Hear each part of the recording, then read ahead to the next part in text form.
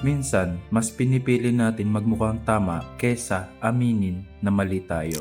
Ang totoo, hindi tayo palaging nasisira sa unang fail natin. Madalas, nasisira tayo sa patuloy nating pagsisinungaling para itago kung ano yung mali. Ganito rin yung nangyari sa paghusga kay Jesus Christ. Si Pontius Pilate, alam niya na walang kasalanan si Kristo, alam niya na inosente siya at siya dapat yung karapat-dapat na palayain kaysa kay Barabas.